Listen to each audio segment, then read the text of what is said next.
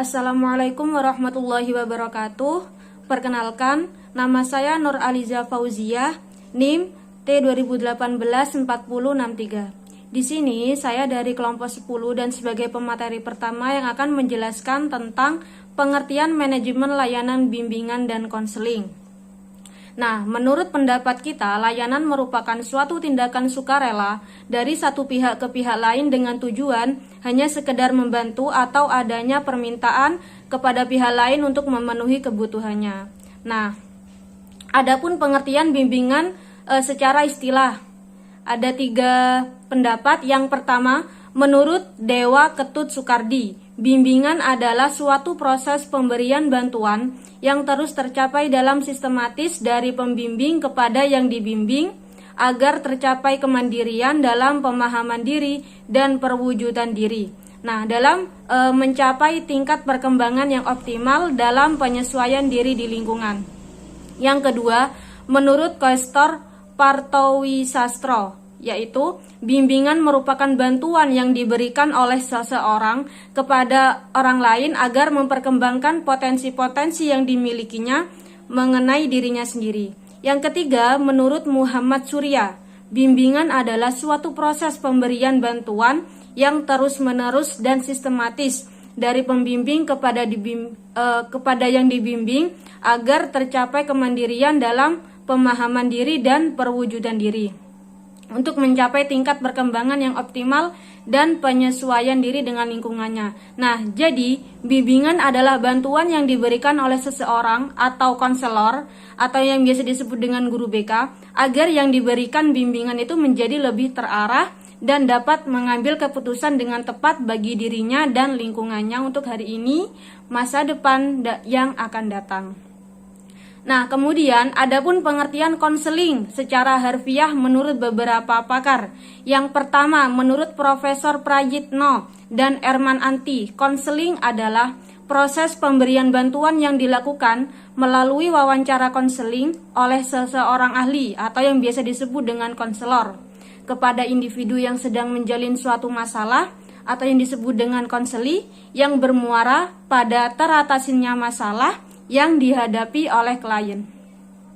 Yang kedua, menurut Hasan Langgulung, konseling merupakan proses yang bertujuan menolong seseorang yang mengidap kegoncangan emosi yang belum sampai pada tingkat kegoncangan psikologis atau kegoncangan akal. Nah, agar ia dapat menghindari diri daripadanya.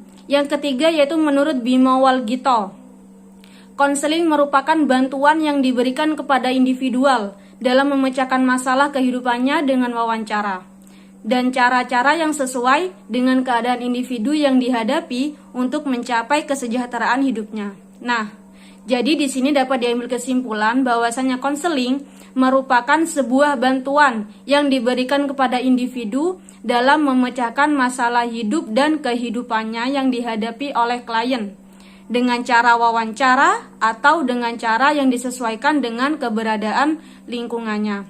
Nah, di sini perlu diperhatikan bahwa kepada semua konselor, keputusan akhir dari sebuah proses konseling diserahkan kepada klien, bukan sebaliknya konselor yang mengambil keputusan pemecahan masalahnya. Nah, dari pengertian layanan, bimbingan, dan konseling tadi dapat ditarik sebuah kesimpulan bahwasanya layanan bimbingan dan konseling merupakan pelayanan yang diberikan oleh konselor berupa bantuan atau pertolongan serta pengarahan kepada individu atau kelompok individu dalam menghindari atau mengatasi kesulitan dalam hidupnya. Nah, maka dalam pengertian bimbingan dan konseling ini merupakan bantuan atau pertolongan kepada orang lain yang mengalami kesulitan-kesulitan. Baik, selanjutnya di sini saya akan menerangkan tentang tujuan manajemen layanan bimbingan dan konseling. Nah, di sini ada dua tujuan. Yang pertama yaitu tujuan umum dan yang kedua yaitu tujuan khusus. Tujuan umum dari manajemen layanan bimbingan dan konseling yang pertama, agar siswa dapat memperkembangkan pengertian dan pemahaman dirinya untuk mencapai kemajuan sekolah. Yang kedua, agar siswa dapat memperkembangkan pengetahuan tentang dunia kerja kesempatan kerja, serta rasa tanggung jawab dalam meraih peluang dan memilih dalam suatu kesempatan kerja tertentu. Yang ketiga, agar siswa dapat memperkembangkan kemampuan untuk memilih dan mempertemukan pengetahuan tentang dirinya dengan informasi yang ada. Dan tujuan umum yang keempat yaitu agar siswa dapat mewujudkan penghargaan terhadap kepentingan harga orang lain. Nah, selanjutnya saya akan menjelaskan tentang tujuan khusus manajemen layanan bimbingan dan konseling. Yang pertama, agar para siswa dapat memiliki kemampuan untuk mengatasi kesulitan dalam memahami dirinya sendiri. Yang kedua, agar siswa memiliki kemampuan untuk mengatasi kesulitan dalam memahami lingkungan. Yang ketiga, agar siswa dapat mengatasi dalam mengidentifikasi dan memecahkan masalah. Dan yang terakhir, agar siswa memiliki kemampuan untuk mengatasi dan menyalurkan potensi-potensi yang dimilikinya. Jadi, tujuan pelayanan dasar bimbingan ini itu bertujuan untuk membantu semua peserta didik agar memperoleh perkembangan yang normal, memiliki mental yang sehat, dan memperoleh dasar keterampilan hidupnya, atau dengan kata lain, membantu peserta didik agar mereka dapat mencapai tugas-tugas perkembangannya. Sekian dari saya, semoga bermanfaat. Wassalamualaikum warahmatullahi wabarakatuh. Assalamualaikum warahmatullahi wabarakatuh. Baik, di sini saya akan melanjutkan penjelasan dari teman saya. Dan di sini saya akan menjelaskan terkait prinsip-prinsip manajemen layanan bimbingan dan konseling. Jadi ya teman-teman, secara umum itu prinsip-prinsip manajemen layanan bimbingan dan konseling itu meliputi yang pertama perencanaan, yang kedua itu pengorganisasian, yang ketiga penyusunan personalia, yang keempat pengarahan dan kepemimpinan, dan yang terakhir yaitu pengawasan. Nah, langsung aja nih bahas yang pertama yaitu tentang prinsip perencanaan. Jadi maksudnya apa? Jadi sebagai suatu layanan pastinya kan membutuhkan perencanaan yang matang ya, harus benar-benar tersusun rapi gitu rencananya ya, dan sistematis. Agar apa? Agar pelaksanaan layanan bimbingan dan konseling ini bisa bisa memperoleh hasil sesuai tujuan yang telah dirumuskan atau tujuan yang telah ditetapkan seperti itu. Dan prinsip yang kedua yaitu pengorganisasian. Jadi biasanya itu pelaksanaan layanan bimbingan dan konseling itu dikelola dan diorganisir. Nah, sistem pengorganisasiannya itu gimana sih? Biasanya sistem pengorganisasian bimbingan dan konseling itu bisa diketahui dari struktur organisasi sekolah tersebut seperti itu. Dan prinsip yang ketiga yaitu penyusunan personalia. Maksudnya apa? Jadi biasanya para personalia itu ataupun staf yang bertugas dalam layanan bimbingan dan konseling itu sudah ditetapkan. Jadi sudah disusun gitu, sudah tersusun secara rapi dan dibagi tugasnya. Agar apa? Agar pelaksanaannya itu efektif dan efisien seperti itu. Dan yang keempat, prinsipnya yaitu prinsip pengarahan dan kepemimpinan.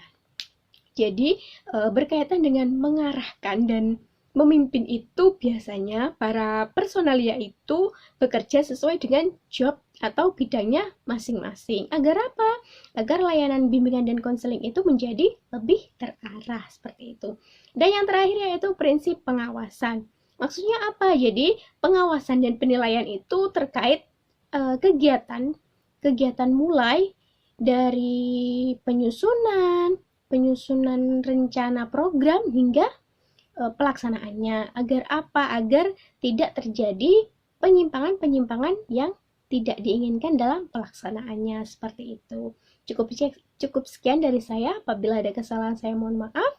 Selanjutnya akan diteruskan oleh teman saya penjelasannya. Terima kasih. Assalamualaikum warahmatullahi wabarakatuh. Saya Ade Dwi Wuliasari, NIM T 2018-40662. Di sini saya akan melanjutkan materi mengenai yang akan saya jelaskan yaitu pola manajemen layanan bimbingan dan konseling. Nah, di sini akan menjelaskan apa sih pola manajemen layanan bimbingan dan konseling itu gitu. Jadi, pola manajemen layanan bimbingan dan konseling itu adalah kerangka hubungan secara struktural antara berbagai bidang atau sebagai kedudukan dalam layanan bimbingan dan konseling di sekolah maupun di madrasah. Nah, kerangka hubungan tersebut itu biasanya berupa gambar dalam satu struktur organisasi pelayanan bimbingan dan konseling. Nah, sesuai dengan pola yang dianut oleh masing-masing sekolah. Jadi setiap sekolah itu mempunyai pola yang berbeda-beda. Tapi di sini dijelaskan bahwa pola manajemen bimbingan dan konseling ini terbagi menjadi dua bagian, yaitu pola profesional dan pola non profesional. Nah, yang dimaksud dengan pola profesional itu biasanya bersangkutan bagaimana direkrutnya seorang guru tersebut dari alumni bimbingan dan konseling baik setara 1 S1 atau setara 2 S2 dan setara 3 S3. Jadi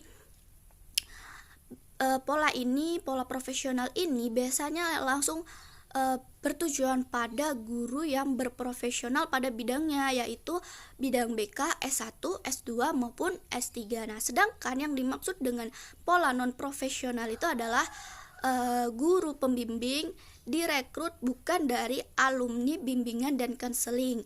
Pola non-profesional ini biasanya menetapkan kepala sekolah atau kepala madrasah, guru mata pelajaran tertentu ataupun wali kelas sebagai petugas bimbingan. Jadi kalau bimbingan non profesional ini pola non profesional ini tidak harus lulusan S1 BK, S2 BK atau S3 BK gitu. Jadi semua guru bisa menjadi seorang guru BK dan itu masuk pada pola non profesional. Nah, sangat singkat sekali saya jelaskannya bahwa pola manajemen layanan bimbingan dan konseling ini berupa struktur yang biasanya kita lihat di sekolah gitu ya, ada di ruang guru biasanya berupa struktur yang tergambarkan gitu. Jadi ada gambarnya ya, sudah ada gambarnya, sudah saya cantumkan di makalah ya. Kalau contohnya yang non profesional itu ya biasanya berawal dari kepala sekolah atau petugas pembimbing utama, lalu melalui komite sekolah, turun lagi kepada wakil kepala sekolah pada urusan administrasi umum, wakil kepala sekolah pada urusan pendidikan dan pembelajaran, wakil kepala sekolah pada urusan kesiswaan. Nah, ini yang bertugas yaitu wakil kepala sekolah pada bidang umum pendidikan dan pembelajaran itu turun lagi kepada tenaga pengajar atau kepada guru wali kelas atau guru-guru tertentu gitu, langsung pada para siswanya, itu yang non profesional. Nah, sedangkan pada struktur profesional itu yang pertama yaitu kepala sekolah melalui komite sekolah langsung turun lagi kepada wakil kepala sekolah urusan administrasi umum, wakil kepala sekolah urusan pendidikan dan pembelajaran, wakil kepala sekolah urusan kewirausahaan. Nah, itu langsung turun kepada wakil kepala sekolah yang berurusan pada pendidikan dan pembelajaran. Itu langsung ke tenaga pengajar yang lebih khususnya pada urusan BK yang tadi saya bilang lulusan S1, S2 atau S3. Langsung ada koordinatornya, koordinator BK-nya, langsung turun lagi kepada staf BK dan tenaga penunjang. Jadi lebih simpelnya lagi saya jelaskan bahwa struktur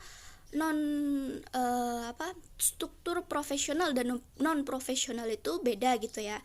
Jika yang non profesional itu lebih simpel, lebih langsung kepada guru yang mungkin tidak profesional di bidangnya. Nah, sedangkan yang profesional itu terbagi menjadi lebih rinci dan lebih pada bidangnya gitu, karena ada koordinator BK, staf BK, tenaga penunjang BK, sehingga tugasnya yaitu tertugas dengan jelas bahwa guru BK itu tugasnya melayani melayani siswa-siswanya yang bermasalah gitu, bukan hanya bermasalah tapi juga yang mungkin berprestasi seperti itu.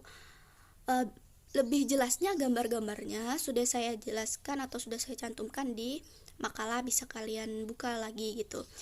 Mungkin itu saja yang dapat saya sampaikan, kurang lebihnya mohon maaf. Wassalamualaikum warahmatullahi wabarakatuh.